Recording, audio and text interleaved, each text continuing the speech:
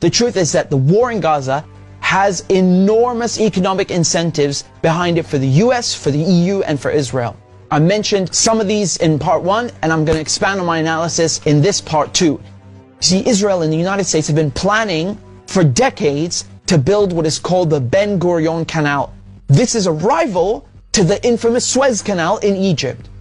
This Ben Gurion Canal will begin at the port city of Eilat and finish right next to, if not directly through, Gaza.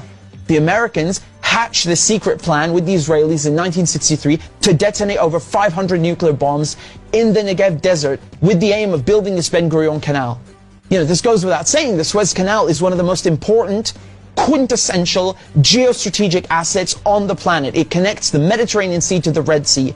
It is so important to global trade that in 1956, Israel, Britain, and France literally attacked Egypt because it dared to nationalize the Suez Canal, you know, its own territory. Let that give you an idea how important this is economically. It's situated at the intersection of 3 continents and 2 bodies of water. It cuts shipping times and shipping costs by so much that today, 12% of global trade, 30% of global container traffic pass through the Suez Canal. This is why Israel are absolutely obliterating Gaza. They want no more Palestinians and no more resistance. Uno scopo, distruggere Gaza. Distruggere questo male assoluto. Egyptian President Sisi was told in the last weeks that if he accepts Israel's plan to take Palestinians from Gaza and put them in the Sinai desert, that Israel will pay for this, and the United States will wipe Egypt's national debt. Look at that. And the third aspect, about the River Nile. You see, Ethiopia, which is Egypt's neighbor, built something in 2011 called the Renaissance Dam, which cut water to both Sudan and Egypt. And this is, you know, it's caused a huge argument ever since. Now, Ethiopia has a significant Jewish population. The United States, and specifically Israel, could theoretically lean on Ethiopia, as they have done before, and pressure it not to fill up its reservoirs, which is very good for Egypt, and shall we say would incentivize Egypt to take in people from Gaza.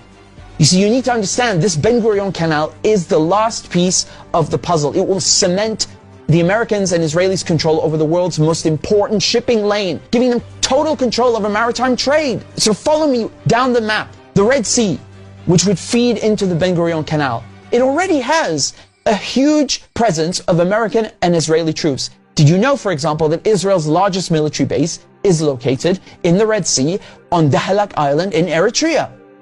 This base was hit by Yemen in the last few days in support of Gaza because Yemen is an integral part of the resistance axis. Yemen is located right next to Eritrea in a crucial area. I mean, we're talking about the Gulf of Aden. We're talking about the Bab el-Mandeb Strait. Thousands, tens of thousands of ships pass this area every year, including a large percentage of the world's petroleum vessels. The US have been trying for decades to control this important shipping lane by putting troops right opposite Yemen, in Djibouti and Somalia, in what is called the Horn of Africa.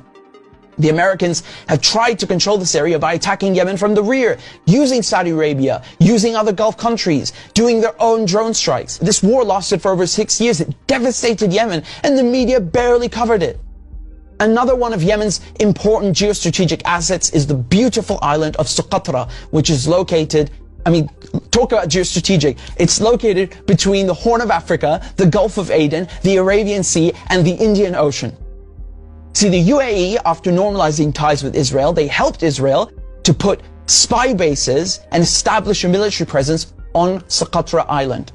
The importance of this Bab el-Mandeb Strait is that both Iran and China need to use this shipping lane for Iran to export fuel and for China as the world's largest economy and largest trading partner of most countries. I mean, there is de facto already an entire Cold War taking place right up the Gulf Coast in the Strait of Hormuz.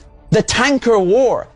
You see, what happens is that the US and Israel, they try to sink Iranian fuel ships, and then Iran responds in kind. You see, Britain also tried playing a stupid game as well in the Strait of Gibraltar. They hijacked an Iranian ship, and only when Iran did the same to a British ship did they finally, get the message and let the Iranian ship go. The US have gone so far as to even steal Iranian fuel tankers and sell off the cargo.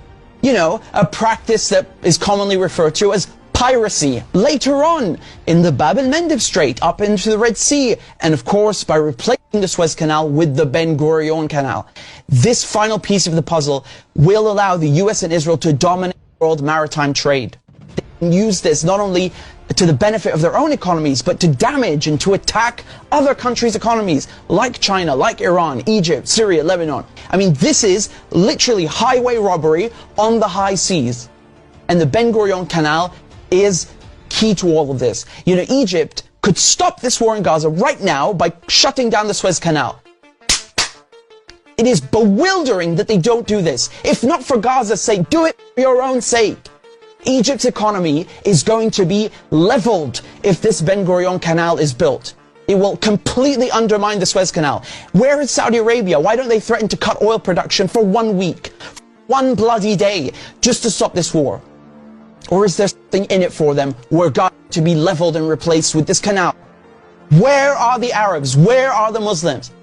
Look at the European Union. They have nothing in common with each other except geography. They have over 24 languages. Whereas the Arab world, from Morocco to Oman, have a common tongue, common geography, common religion, common history, and common culture. I mean, this automatically makes them a global superpower. Not to mention the natural resources, the geographical landmass, and the population, which are essential factors and criteria of hard power.